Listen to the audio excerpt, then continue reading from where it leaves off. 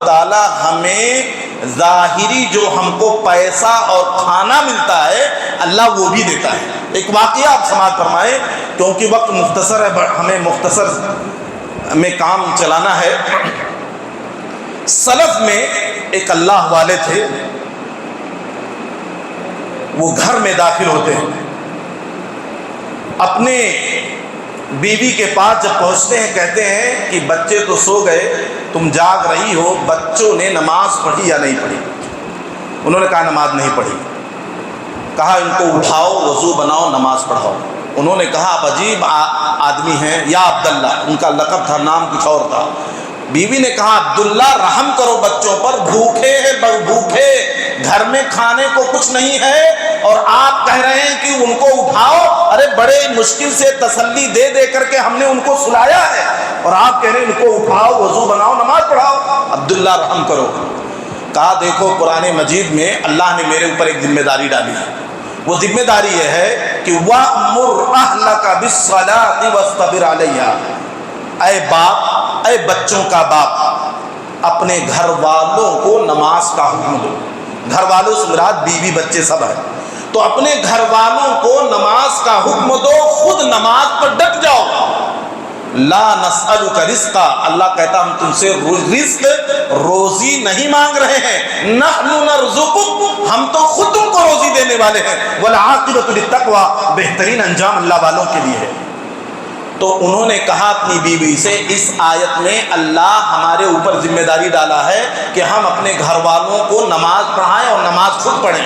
ہم نے نماز پڑھ لی ہے، تم نے نماز پڑھ لی ہے، اب میری ذمہ داری ہے بچوں کو نماز پڑھانا۔ اب وہی بات، بچے بھوکے ہیں، گھر میں روزی روٹی کا کوئی انتظام نہیں ہے، یہ میری ذمہ داری نہیں ہے۔ کیا کہتے ہیں؟ یہ میری ذمہ داری نہیں ہے، یہ اللہ کی ذمہ داری ہے۔ وہ جانے میرے اوپر جو ذمہ داری ہے وہ ہے نماز پڑھوانا، میں اپنا کام کروں گا، رب العالمین اپنا کام کرے گا۔ یہ دیکھیے آج کے زمانے میں کوئی مرد کہہ دے، کوئی باپ اپنی بیوی سے جملہ، بیوی پورا ہنگامہ منچا دے گی پورے خاندان میں کہ گھر میں کچھ نہیں ہے، ان کو نماز کی پڑی ہے۔ یہ دیکھیے وضو بنوایا، بچوں نے نماز پڑھی، نماز پڑھتے ہی سلام پھیرتے ہی دروازے پہ کسی نے دستک دی، کھٹکا مارا، پورے دسترخوان سمیت بندہ بہترین ڈش پکا پکایا کھانا تیار لا کر کے دیتا ہے، کہتا ہے لو کھا لو۔ انہوں نے کہا بھائی نہ ہم آپ کو پہچانتے ہیں، شاید آپ مجھے بھی نہیں پہچانتے ہوں گے، ایسا کیوں؟ سب گرم کھانا، تیار کھانا، بہترین ڈش کے ساتھ اور دسترخوان بھی ساتھ میں۔ کہا بات صحیح، ہم آپ کو نہیں پہچانتے، لیکن ہمارے گھر میں ایک مسئلہ پیدا ہو گیا، ایک بات پیدا ہو گئی، وہ یہ ہے کہ شہر کے ایک معزز آدمی کو، ایک بڑے آدمی کو، عہدہ منصب پیسے والے آدمی کو میں نے آج مہمان بنایا تھا، اپنے گھر پہ دعوت دی تھی، دسترخوان لگا، کھانا ہم نے لگا دیا، اتنے میں کوئی بات بڑھی، مہمان ناراض ہو گئے اور کھانا چھوڑ کر کے چلے گئے۔ ہوتا ہے انسان سیاسی گفتگو کرتا ہے، خاندانی باتیں کرتا ہے، جب بیٹھتا ہے تو ایسی کوئی بات بڑھی، ناراضگی بڑھ گئی، وہ کھانا چھوڑ کے چلے گئے۔ بہت معزز آدمی تھے شہر کے وہ۔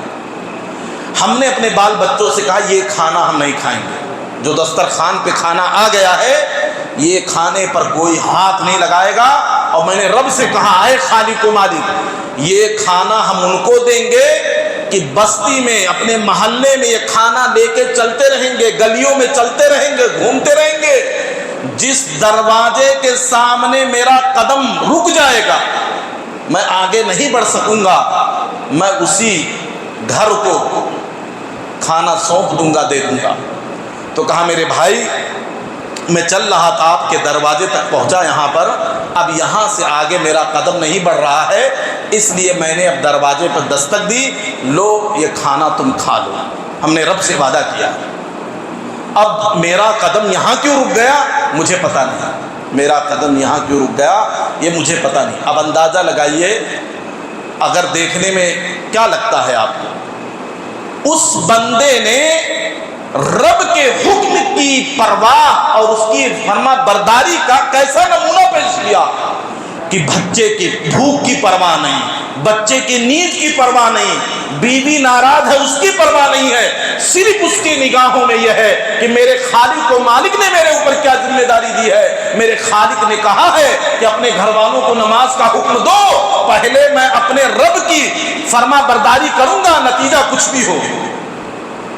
جب اس بندے نے اللہ کی فرما برداری کر لی، اللہ کی بات پر لبیک کہا، تو اللہ بھی اپنے شان سے اللہ نے بھی اپنا کام کیا کہ اللہ نے کہا بندے تو نے اس قدر اتنا اعلیٰ نمونہ فرما برداری کا، اطاعت کا کتنا اعلیٰ جذبہ پیش کیا ہے، تو میری بھی شان دیکھ، میرا بھی اعلیٰ نمونہ دیکھ کہ سلام پھیرتے ہی بڑے مہمان کے منہ سے نوالا چھین کر، ان کے دسترخوان کے کھانا کو چھین کر اب تیرے گھر پہ میں پہنچاؤں گا۔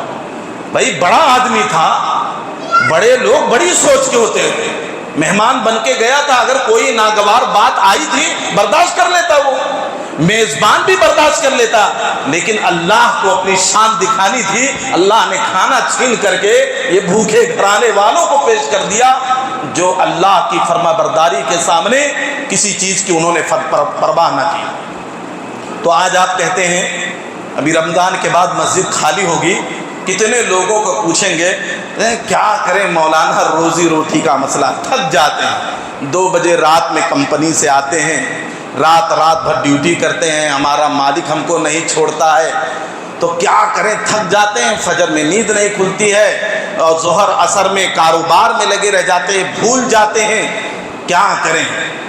اصل میں یہ دقت اور پریشانی نماز چھوڑنے کی وجہ سے۔ اگر نماز پڑھیں آپ، اللہ کی فرما برداری کریں تو روح کو غذا ملے گی، دل کو سکون ملے گا، اور جب دل کو سکون ملے گا تو اسی دماغ سے آپ ہزاروں رزق کے دروازے اپنے لیے کھول سکتے ہیں، ہزاروں راستے بنا سکتے ہیں۔ اور جب دل روح کی غذا نہیں ہے، دل مردہ ہے، تو دماغ بھی صحیح سے نہیں کام کرتا ہے۔ دل جب مردہ ہوتا ہے تو دماغ کام نہیں کرتا ہے۔ جو لوگ طرح طرح کی برائی میں ملوث ہیں، شراب پی رہے ہیں، زنا کر رہے ہیں، چوریاں کر رہے ہیں، سود کا کاروبار کر رہے ہیں، آپ دیکھیے جانوروں سے بھی گئے گزرے ہیں، وہ سب کچھ کھاتے پیتے رب کو بھولے بیٹھے ہیں۔ اگر خواہشات ان کی جاگتی ہے تو سامنے نہیں دیکھتے، میری بیٹی ہے، میری ماں ہے، میری پھوپھی ہے، میری خالہ ہے، ان کو بھی نہیں چھوڑتے ہیں، ان سے بھی اپنی خواہش پوری کر لیتے ہیں۔ وجہ کیا ہے؟ دل مردہ ہو چکا ہے، دل پہ جنگ ایسے کالے دھبے پڑ چکے ہیں کہ کوئی بھی خیر ان تک پہنچتی نہیں، ہوا نہیں لگتی ہے، کیونکہ دل ایک دم جنگ لگ چکا ہے۔ یہ بہت خطرناک چیز ہے، انسان کو ڈرنا چاہیے۔ ابھی رمضان میں نیکیاں کرنے کی وجہ سے دل کو ایک سکون مل رہا ہے، تھوڑی راحت مل رہی ہے۔ آپ یہی مسجدیں چھوڑ دیجئے، تراویح چھوڑ دیجئے، آپ صدقہ خیرات چھوڑ دیجئے، روزہ رکھنا چھوڑ دیجئے، آپ دیکھیے جانوروں کی طرح آپ کی صبح شام ہوگی، آپ کو بھی پتہ نہیں چلے گا میرا دین کیا ہے، میرا مذہب کیا ہے، کچھ بھی پتہ نہیں چلے گا۔ تو یہ روح کے مر جانے سے انسان جانوروں جیسی زندگی گزارتا ہے، جانوروں کی طرح زندگی گزارتا ہے۔ ہم لوگ کہتے ہیں کہ ارے انسان ہو کر کے اپنے ماں سے زنا کر لیا، اپنی بیٹی سے زنا کر لیا، اپنے باپ کو مار ڈالا، اپنے سگے بھائی کو قتل کر دیا، ایک انسان کیسے کر سکتا ہے؟ اصل میں وہ انسان نہیں رہا، وہ جانور سے بھی گیا گزرا ہو گیا، کیونکہ روح مر چکی ہے، اس کی روح مر چکی ہے۔ پیارے رسول صلی اللہ علیہ وسلم، ترمذی کی روایت ہے کہ آپ نے فرمایا کہ ان العبد اذا اذنب كانت نقطة سوداء في قلبی، کوئی بھی بندہ اور بندی جب پہلی مرتبہ ایک غلطی، رب کی ایک نافرمانی کرتا ہے، کئی نافرمانیاں نہیں، ایک نافرمانی کرتا ہے، ایک گناہ کرتا ہے، تو اللہ کے نبی صلی اللہ علیہ وسلم فرماتے ہیں اس کے دل پر کالا سیاہ دھبا ڈال دیا جاتا ہے۔ پھر آپ نے فرمایا وَإِذَا زَادَ زَادَتْ، جب وہ گناہ زیادہ کرتا ہے تو یہ دھبا زیادہ بڑھ جاتا ہے۔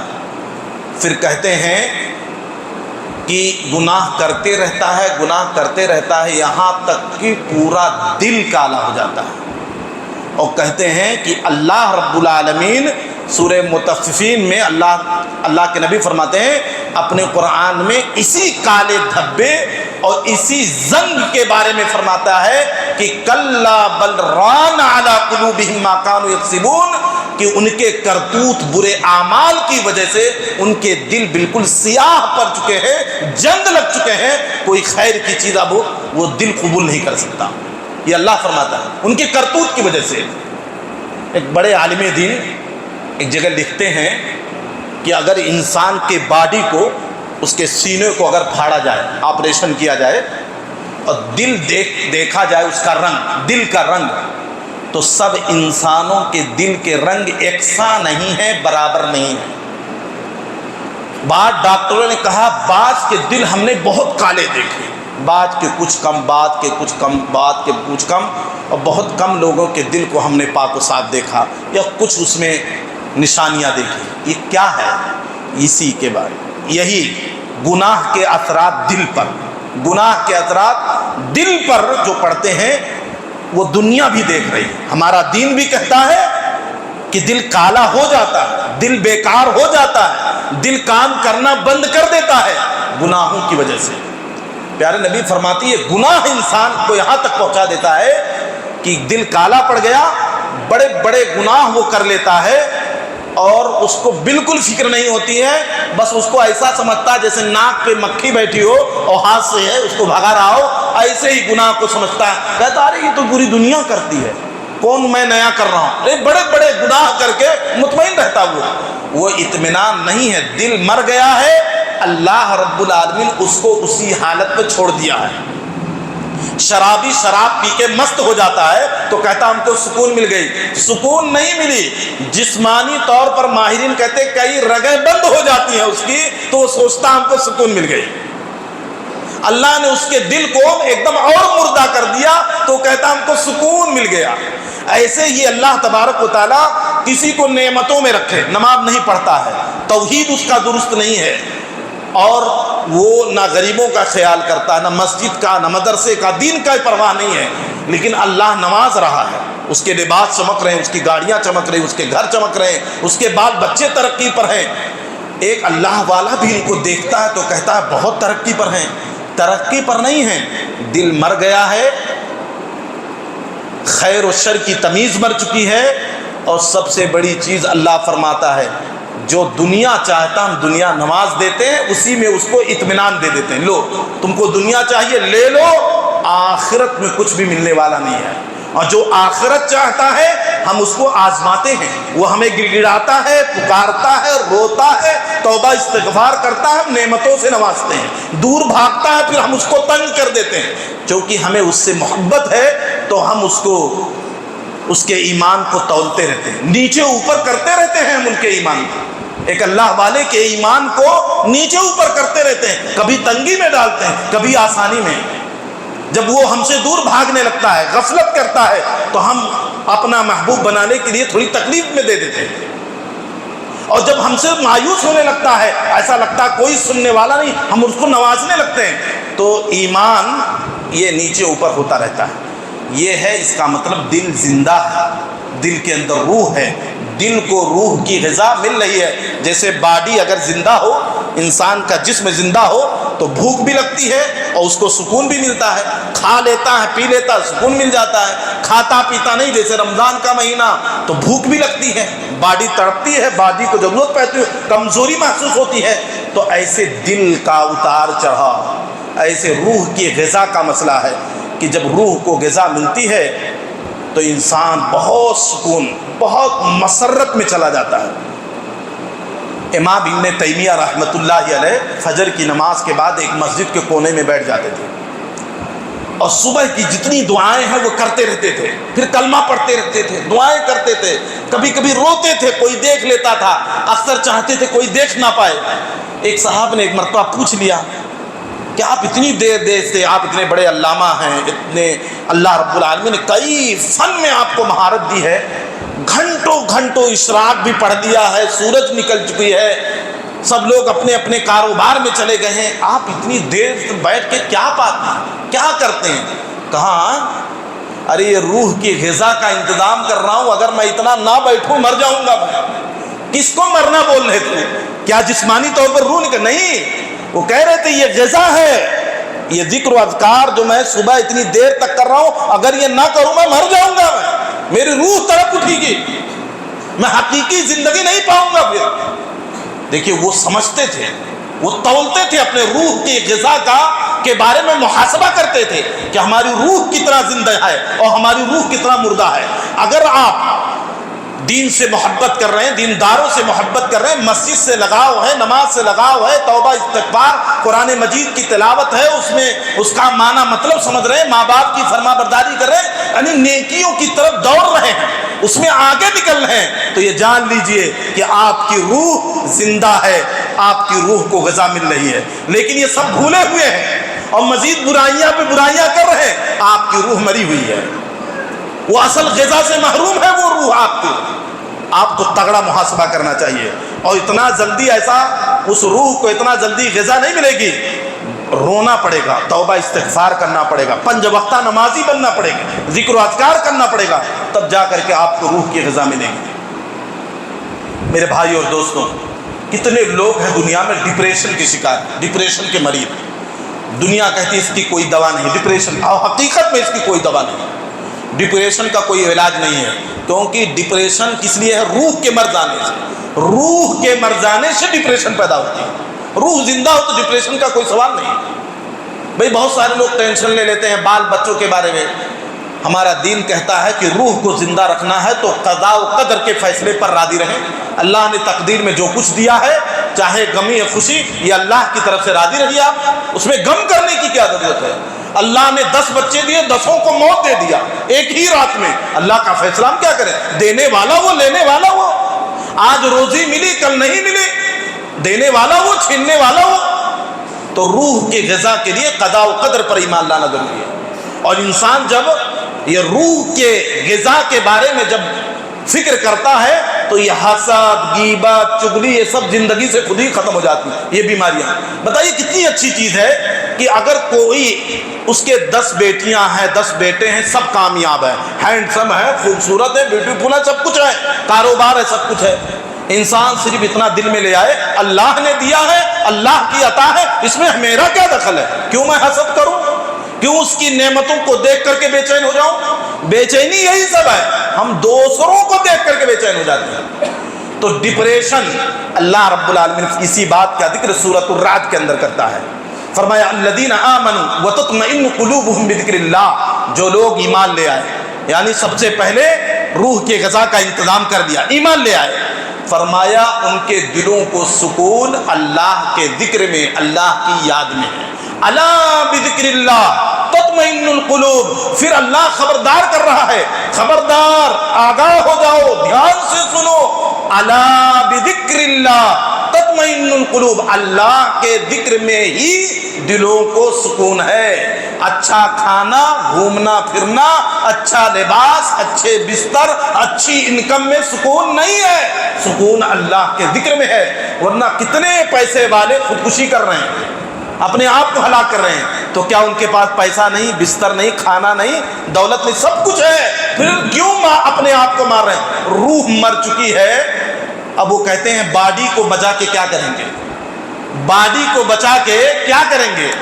ایک لڑکی لندن میں کہتی ہے، کئی لوگوں سے روڈ پہ چلتے ہوئے پوچھتی ہے ہم کس لیے پیدا کیے گئے، ہم زندہ کیوں ہیں، 60 برس ہم کیوں زندہ رہے؟ لوگوں نے کہا ہم کو نہیں معلوم، کئی لوگوں نے کہا ہم کو نہیں معلوم۔ کہا جب زندہ رہنے کا مقصد ہی پتہ نہیں ہے تو زندہ کیوں رہے؟ کیوں اپنے آپ کو ہلاک کریں، جا کے جاب کریں، جب مقصد ہی پتہ نہیں ہے؟ وہ جا کے خودکشی کر لیتی ہے، کہ زندگی کا جب مقصد ہی نہیں سمجھ میں آ رہا ہے تو ہم کیوں زندہ رہیں؟ دیکھیے یہ ڈپریشن پیدا کر رہا۔ ہمارا ایمان کیا کہتا ہے؟ وما خلقت الجن والانس الا لیعبدون، اللہ نے ایک آیت میں کہہ دیا کس لیے پیدا کیے گئے ہو؟ رب کی بندگی کے لیے، عبادت کے لیے، خلاص ایک آیت میں جواب دے دیا گیا۔ لیکن وہ گھوم گھوم کر روڈ پہ پوچھ رہی لوگوں سے ہم کس لیے پیدا کیے گئے؟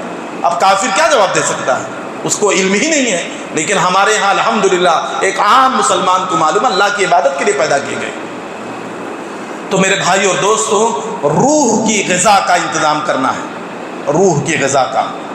صالح العثیمین رحمۃ اللہ علیہ کہتے ہیں کہ لوگوں،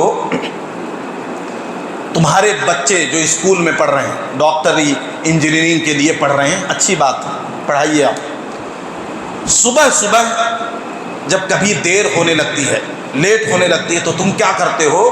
ڈرائیور کا بھی انتظار نہیں کرتے ہو،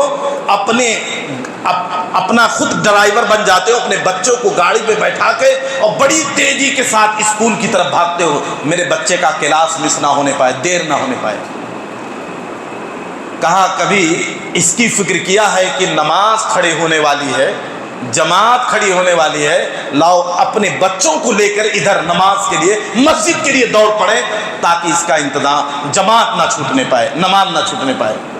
یہ کیا چیز ہے؟ وہاں جسم کی غذا کے لیے ہم دوڑ رہے ہیں، اور مسجد کی طرف دوڑنا یہ روح کی غذا ہے۔ سب کو معلوم ہے بچہ انجینئر بنے گا، ڈاکٹر بنے گا، اچھی انکم ہوگی، اچھی کمائی ہوگی، مسجد میں خالی ہاتھ آنا ہے، خالی ہاتھ جانا ہے۔ یہ خالی ہاتھ آنا جانا نہیں ہے، یہ روح کی غذا کا انتظام ہے۔ وہاں جسم کی غذا کے لیے مر رہے ہو، اسکول میں لمبی لمبی فیسیں دے رہے ہو، تعلیم کے لیے خوب بڑی بڑی رقم خرچ کر رہے ہو، اس کے لیے اتنی تڑپ، اتنی فکر۔ بچہ اگر نہ پڑھے تو آپ ناراض ہو جاتے ہیں، ارے نالائق بن جاؤ گے، ارے تم کسی کام کے نہیں رہو گے، تمہارا فیوچر کیسا ہوگا؟ تم پڑھائی میں محنت کرو، تم کاروبار میں محنت کرو، ترقی کرو۔ تم سب کو اسی جسم کی غذا کی فکر ہے، لیکن یہ روح کی غذا جو اتنی پاورفل روح ہے، جو کبھی مرتی نہیں ہے، اس کو ہر وقت 5 وقت کم سے کم ہم کو اس کو سینچنا ہے، اس کو زندگی دینا ہے، لیکن کسی ماں باپ کو فکر نہیں ہے، کسی کو اس کی توفیق نہیں ہے۔ ہر سال رمضان آتا ہے، کتنے والدین سرپرست کہتے ہیں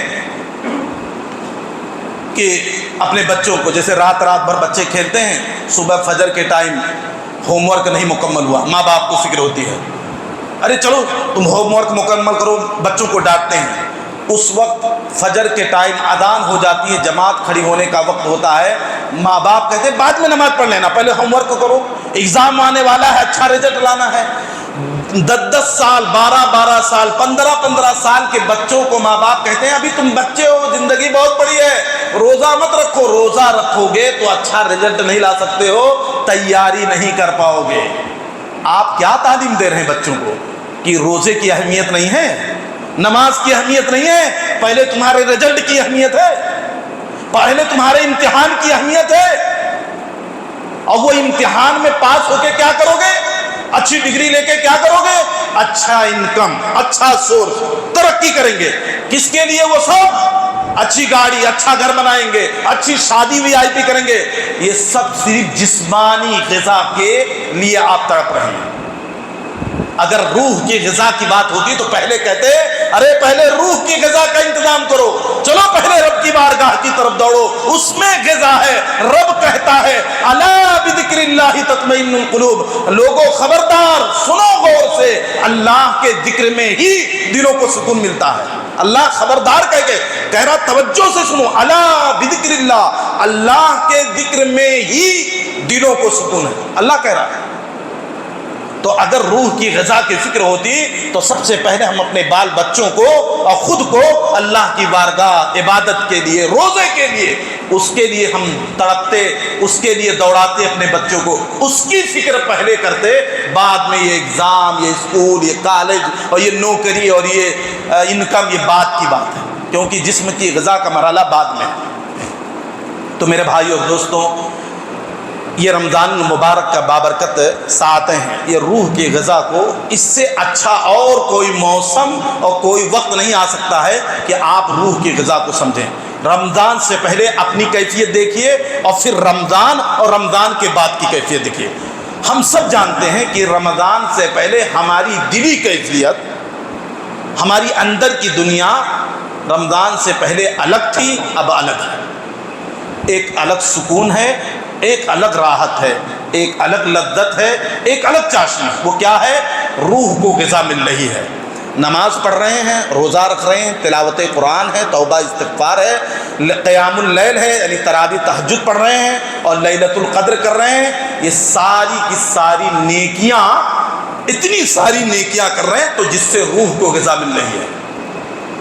اور یہ دل ایسا ہے مسلمانوں، دل کو سکون انسان دین و شریعت پر چل کے ہی پا سکتا ہے، کوئی اور ذریعہ نہیں ہے، کوئی اور راستہ نہیں ہے جس میں دلوں کو سکون ملے، دین کے اندر ہی یہ راحت یہ سکون ہے، ورنہ کوئی اور راستہ کوئی اور طریقہ نہیں۔ کوئی کتنا بھی بول لے، کتنا بھی کہہ لے کہ اس سے ہم سکون حاصل کر لیتے ہیں، وہ سب عارضی ہے، وقتی ہے۔ مستقل دائمی کانٹینیو اگر انسان اپنے آپ کو زندہ رکھنا چاہتا ہے، روح کو طاقت دینا چاہتا ہے، اصل زندگی گزارنا چاہتا ہے، اصل سکون پانا چاہتا ہے، اصل راحت پانا چاہتا ہے، تو مکمل طور پر دین میں آنے کی کوشش کرے۔ جتنا زیادہ وہ دین کے قریب ہوتا جائے گا، اس کی دل کی دنیا بدلے گی، روح کو غذا ملے گی، اور جب انسان کو روح کی غذا ملتی ہے تو بہت طاقتور جسمانی طور پر بھی ہو جاتا ہے۔ ایک پختہ ایمان والا دبلا پتلا رہے گا، لیکن روح کی غذا اس کے پاس ہے تو دنیا کی ہر طاقت سے ٹکرا جائے گا۔ صحابہ کی زندگی پڑھ لیجئے، تابعین کی زندگی پڑھ لیجئے، وہ موت کو کھیل سمجھتے تھے۔ ہم تو ڈریں گے، ہم علماء بھی ڈریں گے موت کی بات سن کر کے، لیکن وہ عام صحابی بھی موت سنتے تھے کہ اس میں جان دینے کے بعد، جہاد کرنے کے بعد پھر کیا ملے گا؟ جنت ملے گی۔ ایک سیکنڈ کے لیے نہیں سوچتے تھے میری بیوی کا کیا ہوگا، بچوں کا کیا ہوگا، ہمارے ماں باپ کا کیا ہوگا۔ وہ کہتے تھے یہ دنیا ہے، عارضی ہے، آج نہیں کل سب کو جانا ہے، اس کے بدلے جنت مل رہی ہے تو پھر کیا ہے۔ تو وہاں ایمان پختہ ہے، روح کی زندگی ملی ہوئی ہے۔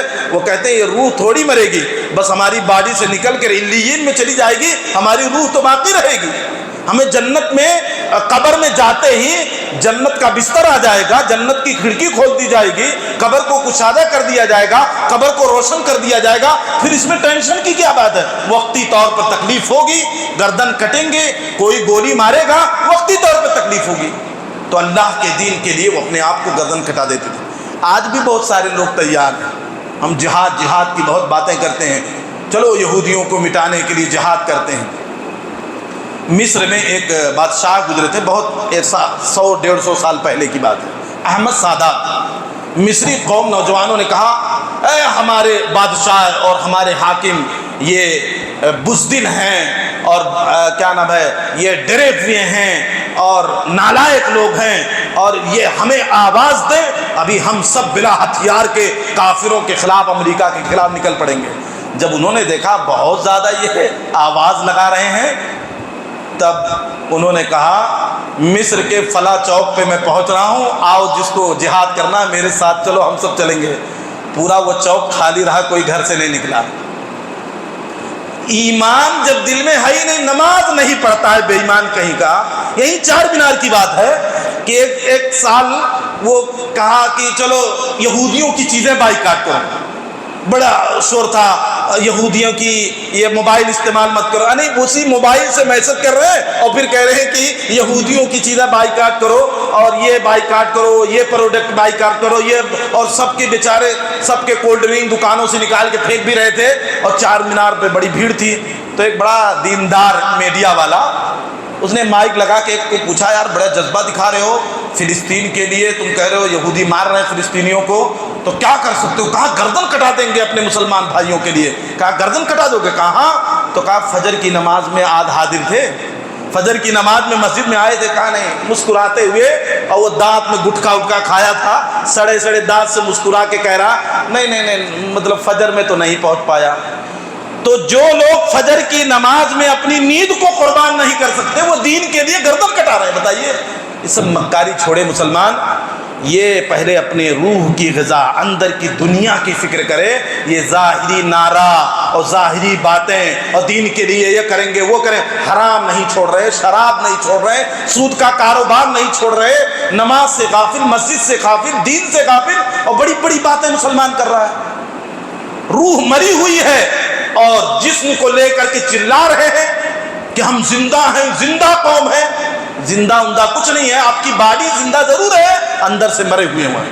وہ صحابہ چکتی لگے ہوئے کپڑے پہنتے تھے، پوس کے گھروں میں رہتے تھے، کھجور اور اس کے پتوں کے گھر تھے، بارش ہوتی تھی، پانی ٹپکتا تھا مسجد نبوی میں، پیشانی میں کیچڑ پڑ جاتے تھے، لیکن دنیا کے سپر پاور طاقتوں کو للکارتے تھے، اور للکارتے نہیں تھے، اپنے پیروں کے نیچے رودا بھی تھا ان کو۔ عمر بن خطاب نے قیصر و کسریٰ کے تخت کو جب پلٹا تو ان کے فرش جو سونے کے بچھے ہوئے تھے اور وہ گملے، وہ پارکنگ ایریے میں جو ہریالی ان لوگوں نے کی تھی وہ چاندی کے پتوں کے جھاڑ ہوتے تھے، کہا سب کو اکھاڑو یہاں سے اور مسلمانوں کے بیت المال میں جمع کرو، کوئی اس کو استعمال نہیں کرے گا۔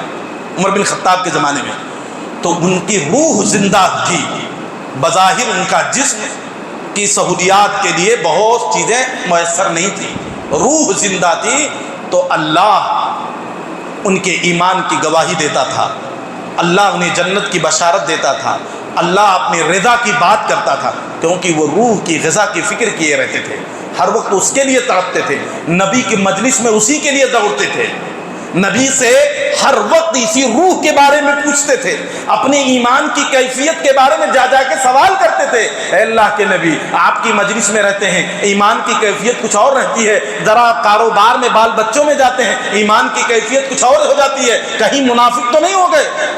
اللہ کے نبی نے کہا بات ایسی نہیں ہے، یہ ایمان کی پہچان ہے، کمی بیشی ہوتی رہتی ہے، اور اگر تمہارا ایمان ہر وقت یکساں رہے جیسے ہماری مجلس میں رہتا ہے، فرشتے تم سے سلام کریں۔ دیکھیے تو بہرحال میرے بھائی اور دوستوں، کہنے کی بات یہ ہے کہ رمضان اور رمضان کے بعد اصل روح کی غذا، اندر کی دنیا آباد کرنے کی آپ کوشش کریں، اللہ رب العالمین سے اس کی بھیک مانگیں، اس کے بارے میں اللہ سے سوال کریں، اللہ رب العالمین سے دعا کرتے ہیں کہ اللہ تبارک و تعالی ہمیں روحانی غذا عطا فرمائے، حقیقی زندگی عطا فرمائے، ہمارے دل کی دنیا کو آباد کر کے، دل کی دنیا کو قرآن سے، توبہ استغفار سے، صدقہ خیرات سے، نمازوں سے، توحید سے اللہ دل کی دنیا کو منور کر دے، اللہ دل کی دنیا کو زندہ کر دے، اللہ ہمارے روح کو ہمیشہ تابناک رکھے اور ہمیشہ چاق و چوبند رکھے۔ اللہ رب العالمین جب تک ہم دنیا میں رہیں تو روح کی غذا کے ساتھ، اندر کی دنیا کے ساتھ کو آباد کرتے ہوئے، اندر کی دنیا میں ایمان اور اسلام کو پالتے ہوئے، اس کی شجرکاری کرتے ہوئے، اس کو ترقی دیتے ہوئے اللہ تعالیٰ اس دنیا میں زندہ رکھے، اور جب خاتمہ ہو تو ایمان بن اسلام پر ہو۔ اللہ تعالیٰ رمضان کے اندر جو ہم نے عبادتیں کی ہیں، ہمارے روزے، صدقہ خیرات، تلاوت قرآن، تراویح، لیلۃ القدر، یہ تمام طرح کی عبادتوں کو اللہ اپنے فضل و کرم سے قبول فرمائے، اور جو کچھ کمی کوتاہی رہ گئی ہے اللہ اپنے فضل و کرم سے معاف فرمائے، اور آگے کے دنوں کو مزید محنت و لگن سے اس ماہ کی سعادتوں، رحمتوں، نوازشوں کو حاصل کرنے کی اللہ ہم سب کو توفیق دے، ہم سب کو معاف فرمائے۔ اقول قولی ھذا استغفر اللہ لی ولکم ولسائر المسلمین فاستغفروہ انہ هو الغفور الرحیم۔ السلام علیکم ورحمۃ اللہ وبرکاتہ۔